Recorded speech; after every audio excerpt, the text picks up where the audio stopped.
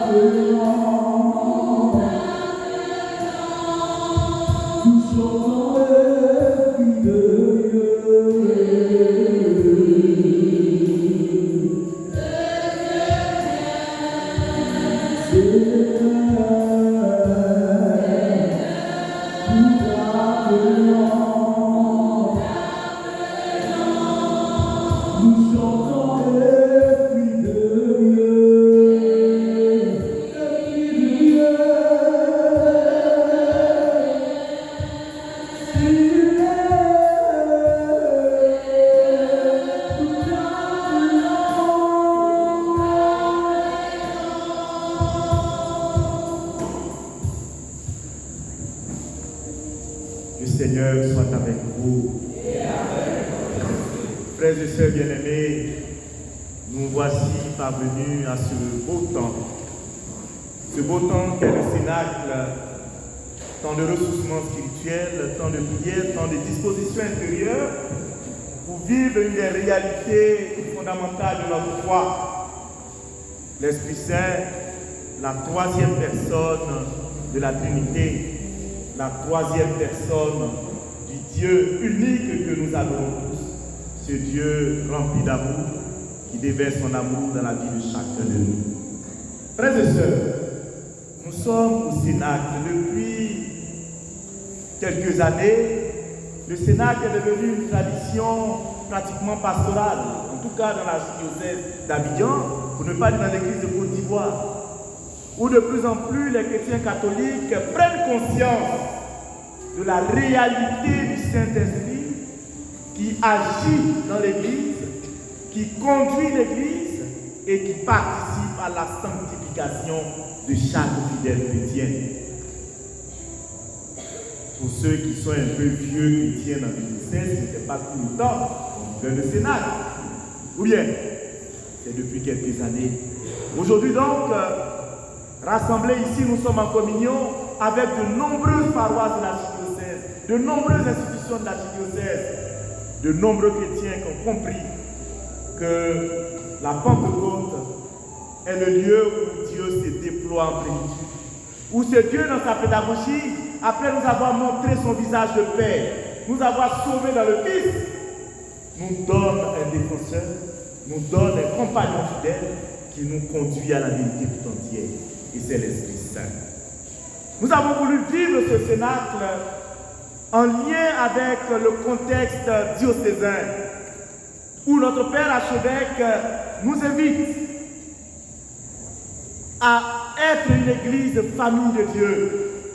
Une église famille de Dieu où chacun a sa place, où chacun est reconnu comme tel, une église famille de Dieu, lieu où on travaille à l'autonomie, là où on travaille à la synodalité, et là où chacun se sent servi par son église et se sent apte à servir son église. Nous nous sommes appropriés ce thème et nous l'avons monnayé pour le rendre encore plus commercial pour notre paroisse.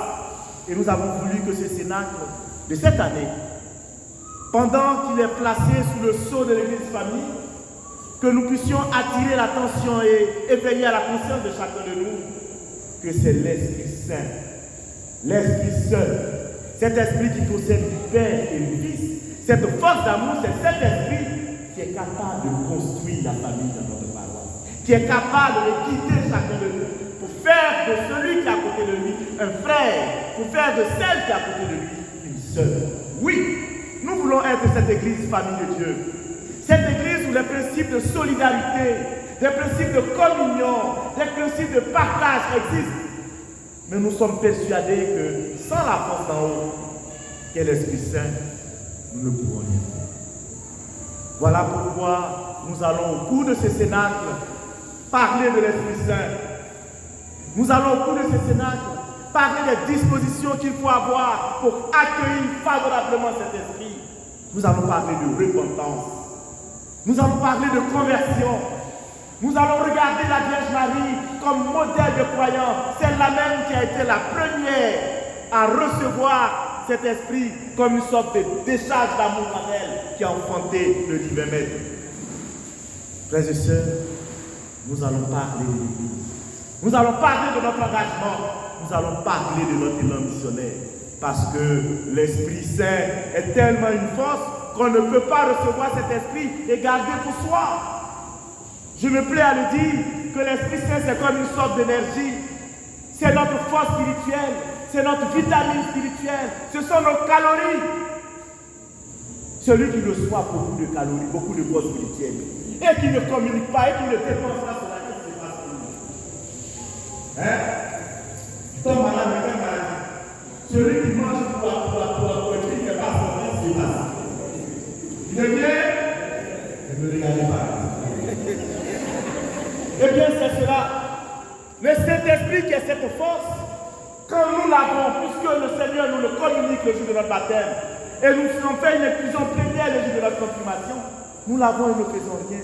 Nous souffrons donc d'obésité spirituelle, dans la léthargie, incapable de vivre les signes des temps, incapable de comprendre notre propre vie, incapable de comprendre la volonté et le désir de Dieu sur ma propre vie. Et bien, pendant tout ce temps, pendant cette neuvaine à l'Esprit Saint, pendant ces 10 jours, nous n'allons cesser de dire, viens Esprit Saint.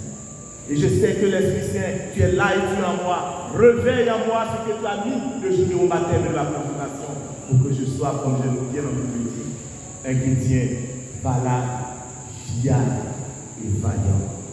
Mon propos de ce soir va s'articuler sur 3 aspects. En effet, le texte qui soutient cet enseignement qui nous invite à vivre le Cénacle comme étant le recueillement de prière s'appuie sur le livre des Actes des Apôtres. En son chapitre 2, des versets 42 à 44, je voudrais vous lire ces propos-là. Ils étaient assidus à l'enseignement des apôtres, à la communion fraternelle, à la fraction du pain et aux prières. La crainte gagnait tout le monde. Beaucoup de prodiges et de signes s'accomplissaient par les apôtres. Tous ceux qui étaient devenus croyants étaient unis et mettaient tout en commun. Ils vendaient leurs propriétés et leurs biens pour en partager le prix entre tous, selon le besoin de chacun. Parole du Seigneur. Frères et sœurs, comme je le disais, mon propos s'articulera autour de 3 points. D'abord, nous allons présenter le visage de la première communauté chrétienne tel que ce visage nous est présenté dans les textes que nous venons d'entendre. Un visage radieux, un visage d'une communauté soudée. En un deuxième point, nous verrons comment ce visage a été possible. Oui, c'est parce que cette communauté était à l'écoute de l'Esprit Saint. C'est parce que cette communauté a compris la réalité de la présence du Saint-Esprit comme présence qui sanctifie l'Église, qui vivifie l'Église et qui est la mouvance même qui met l'Église en marche vers une dynamique missionnaire. L'Église primitive savait qui était l'Esprit Saint, savait ce que pouvait faire l'Esprit Saint et savait ce qu'elle avait à faire avec l'Esprit Saint. Le troisième point consistera tout simplement à inviter chacun de nous à vivre ce cénacle comme une nouvelle Pentecôte. C'est chaque fois que l'Église, toujours jeune, invite ses enfants à rajeunir dans leur foi, en étant des chrétiens intrépides, encore sensibles aux appels de l'Esprit Saint. C'est chaque jour que nous vivons une Pentecôte. Hier, les apôtres ont reçu cet esprit, ils ont réalisé des prodiges.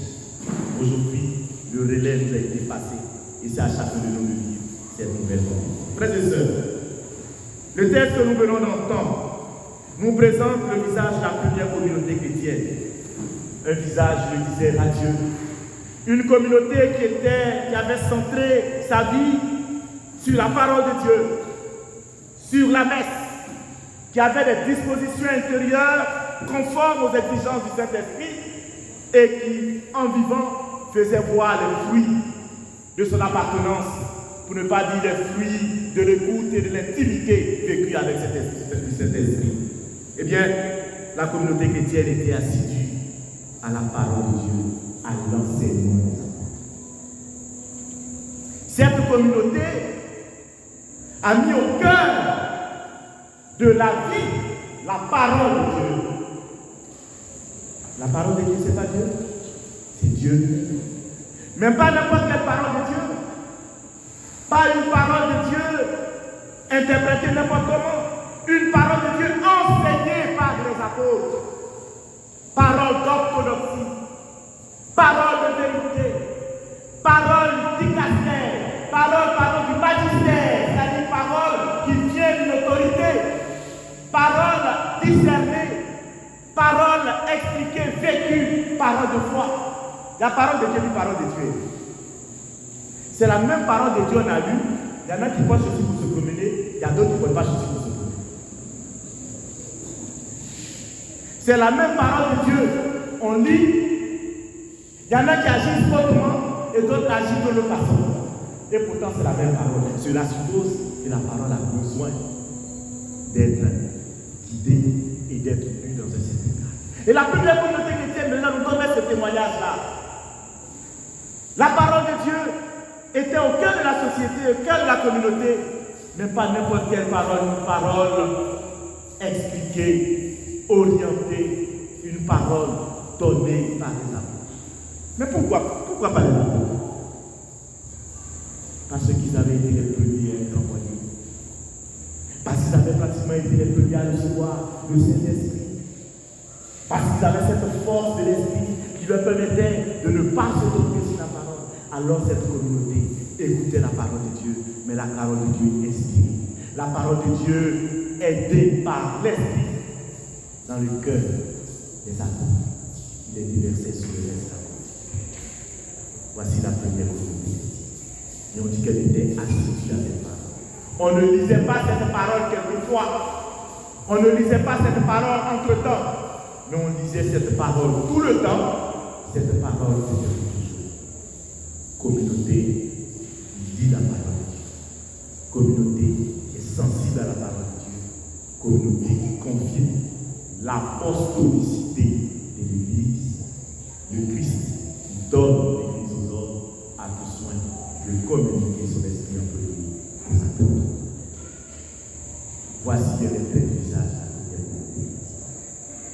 Une communauté à l'écoute. Une communauté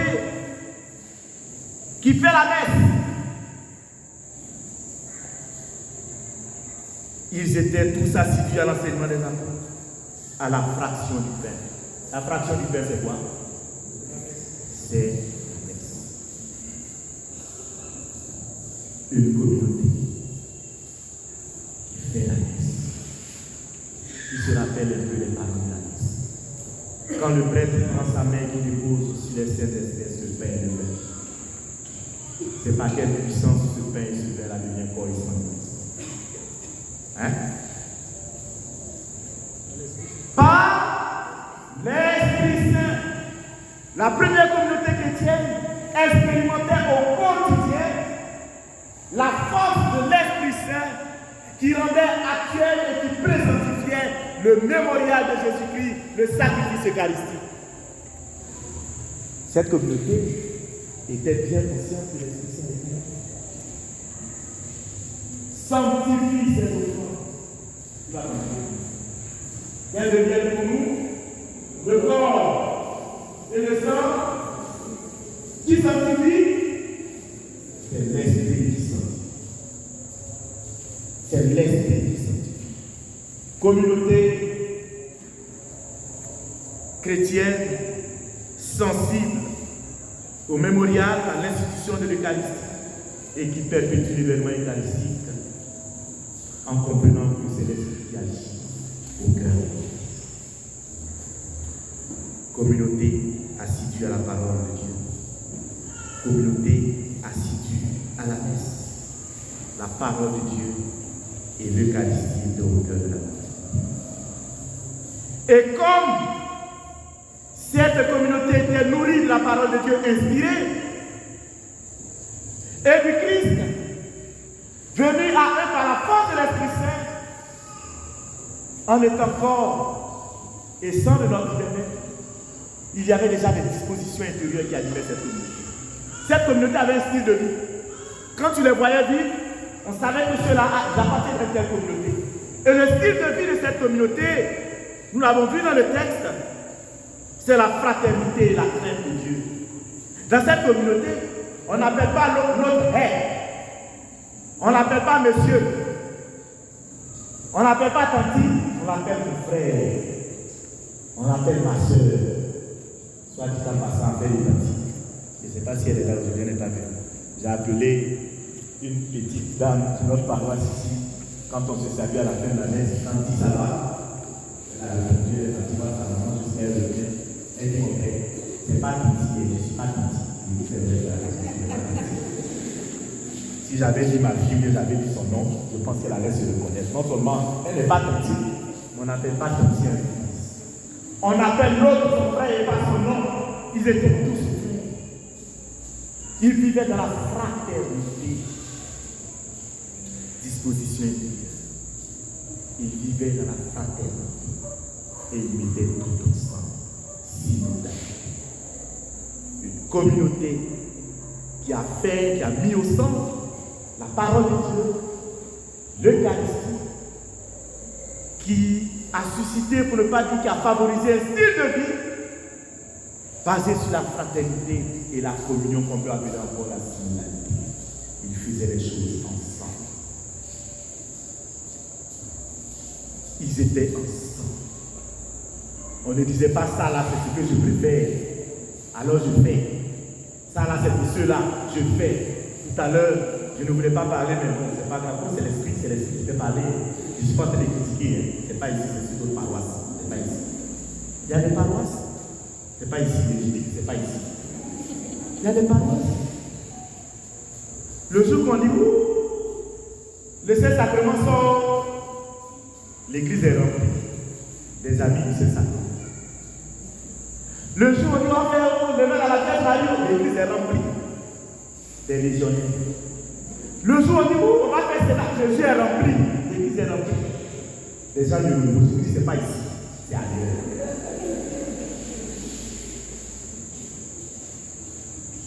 Il y a des chapelles et des clans dans une communauté, la première communauté de Grèce. On était unanime de cœur. Un style de vie basé sur la fraternité et la solidarité. Et les fruits étaient tangibles. On dit que Dieu était dans tous les cœurs à la vue de nombreux prodiges et signes accomplis par les apôtres.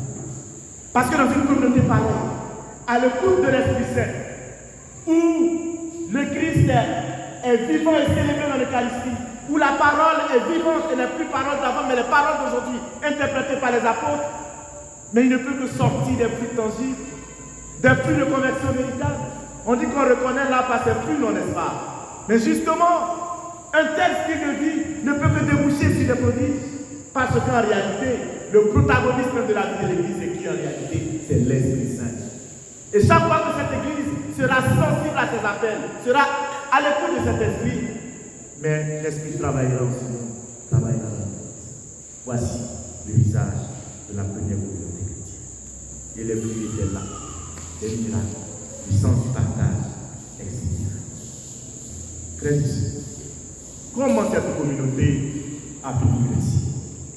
C'est parce que cette communauté, dès le départ, a pris conscience de la vérité du Saint-Esprit. Le jour de l'ascension, une promesse a été faite. Rappelez-vous, il y a un qui a dit, mais tu t'en vas là, nous on fait comment? C'est où même tu t'en vas même?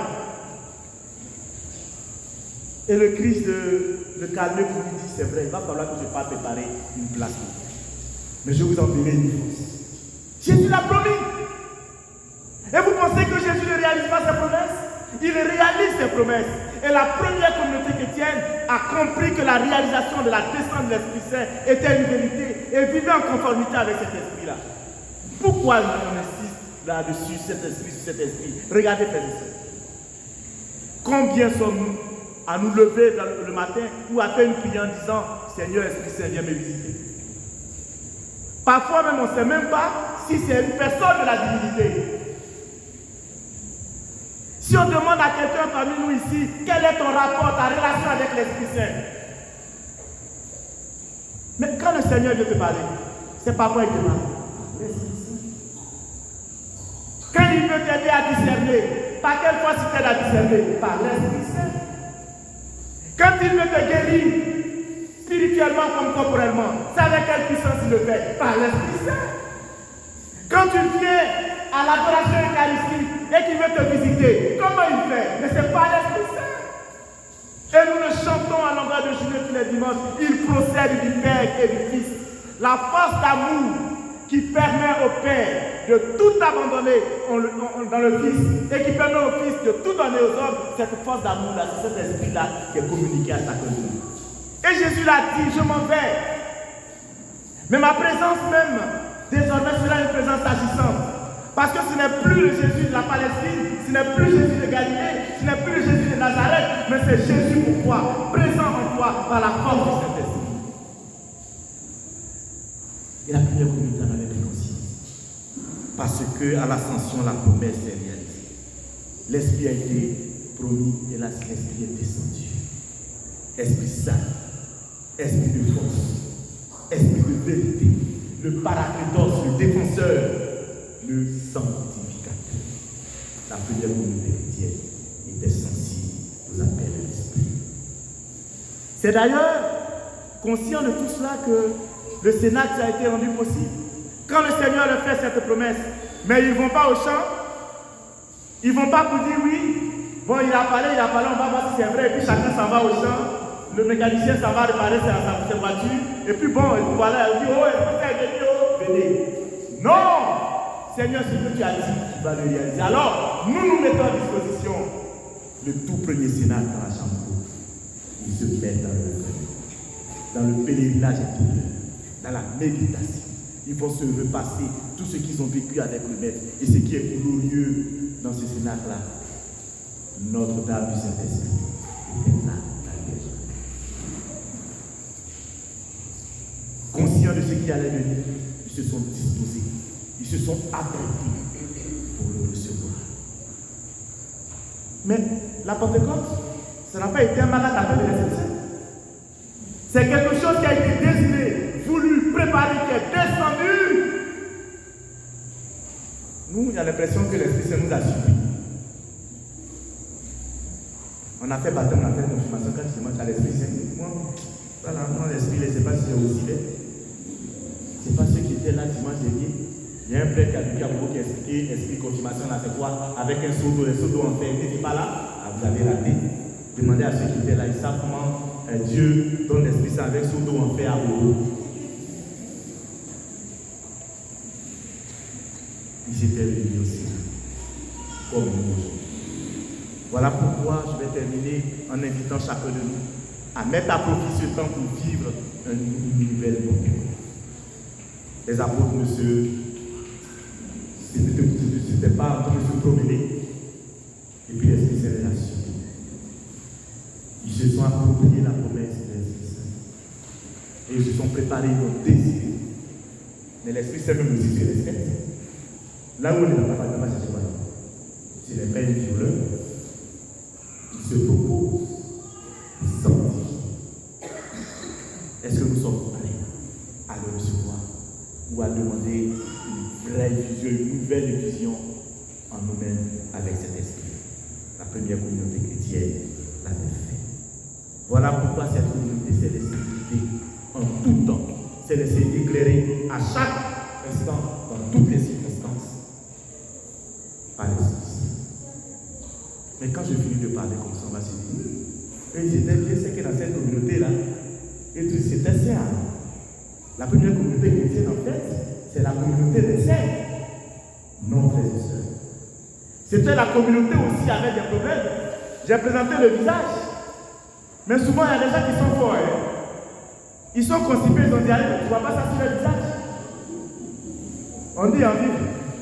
Vaut mieux faire en vie que la pitié. Voici le visage de la première communauté. C'est ce qui transparaît. Mais avant que tout cela ne soit possible, cette communauté a fait face à mille et une difficultés. Mais cette communauté a été capable chaque fois de recourir à l'Esprit Saint. Quel est le retour de l'Esprit Saint? Tout à l'heure, en lisant le passage de la première communauté qui ne réalise pas, mais qui présente ce qu'elle est, ce qu'elle est en réalité, on dit qu'ils étaient tous assidus à l'enseignement des apôtres. À l'enseignement des apôtres. Ce n'était pas toujours vrai. Ce n'était pas toujours vrai. Il y en avait qui ramaient à contre-courant. Qu'est-ce qui a provoqué le premier concile de Jérusalem? Tout simplement parce que le christianisme qui a quitté sa base de Jérusalem et qui a fini par atteindre les territoires païens et qu'on a vu des païens, c'est-à-dire des non-juifs, intégrer l'Église, il y a des gens qui ont commencé à développer de mauvaises doctrines. Ils ont commencé à dire là, c'est vrai, hein? On est en fait des Christ tout et tout là, mais si vous voulez devenir chrétien là, commencez à respecter tout ce qu'un bon juif respecte. Si vous ne respectez pas la culture juive, ce n'est pas la peine que vous ne pouvez pas devenir chrétien. C'était ça l'enseignement des apôtres, non? Et ça a failli créer, ça a créé des divisions. Ça empêchait certains païens d'intégrer, de prendre leur place dans l'église et dans le christianisme. Il a fallu que les pères s'asseyent et qu'on prie et que l'Esprit Saint parle. Pour qu'à un moment donné, Pierre, le chef de l'église, dise à toute l'église, l'Esprit Saint et nous avons décidé. L'Esprit Saint et nous avons décidé. Qui décide dans ta vie? L'Esprit Saint et toi, ou bien toi-même tu décides pour l'Esprit Saint? Et c'est ça l'église. Oui, cette église était assidue à l'enseignement des apôtres. Et même quand il y avait des problèmes liés à cet enseignement, on recourait à l'Esprit pour que l'Esprit vivifie et sanctifie. On parle de communion fraternelle. Communion fraternelle, ça veut dire qu'on se respecte et qu'on fait tout ensemble et qu'on s'appelle frère et qu'il n'y a pas de discrimination et qu'il n'y a pas de justice, n'est-ce pas? C'est ça la fraternité. Mais ça n'a pas été toujours. Rappelons-nous, qu'est-ce qui a motivé l'ordination de cette communauté? Vous ne vous rappelez pas? Je vous explique. Nous sommes dans l'histoire.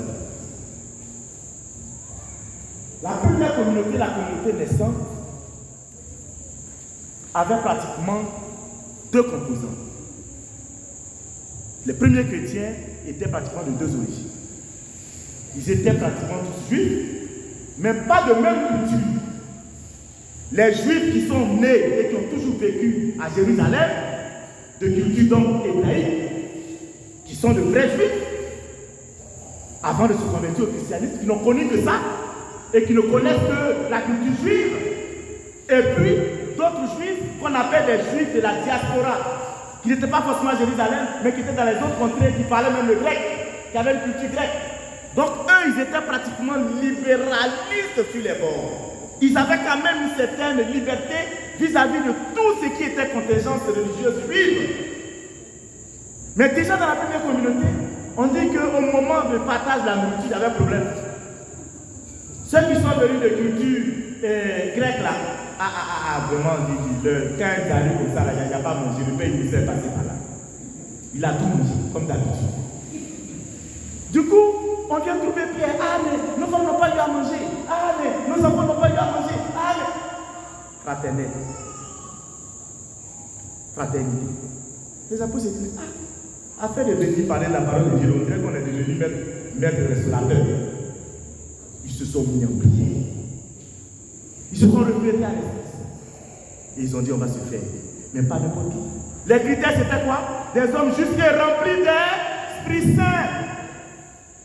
Et quand on finit de les choisir, eux-mêmes remplis d'Esprit Saint, mais on invoque encore l'Esprit Saint pour qu'ils viennent disposer de ces personnes-là. Le problème a été résolu. Parce que cette société, cette communauté était à l'écoute du Saint-Esprit.